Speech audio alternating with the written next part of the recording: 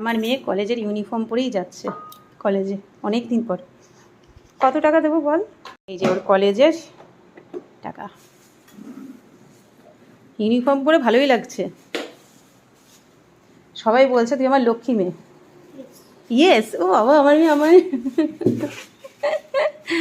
মেয়ে বলছে ইয়েস। না না, আমার ছেলেও লক্ষ্মী, বড় ছেলেটাও লক্ষ্মী, এখন কতটা দূরে আছে, আর ছোট ছেলেটাও লক্ষ্মী। আমার সবকটা বাচ্চাই লক্ষ্মী। কান ও এই মা ভুলে গেছি বাবা, আজকে মনে করে রাখবো। আজকে একদম মাথার যন্ত্রণা, আমার শরীরটা খুব খারাপ রে বাবা। ভালোই লাগছে আমার মেয়েটাকে, সিম্পল একদম। আচ্ছা সাবধানে আসবি, সাবধানে যাবে। দেখো দৌড়াতে দৌড়াতে যাবে, আমি ওর পেছনে দৌড়াতে দৌড়াতে যাবো। এখন একটু রাস্তা দিয়ে যাবে, একটু নমস্কার করে দিতে হবে না? আর এই গাছটাও দিয়ে দেবো পাশের বাড়ির ভাইয়ের বউকে। হ্যাঁ সাবধানে যাস। চলে গেল কলেজ। এবার পাশের বাড়ির ভাইয়ের বউকে দেবো। এটা বাড়ি থেকেই টোটো পেয়ে গেছে, খুব ভালো কথা। না এই অনেকটা হেঁটে যেতে হতো ওকে।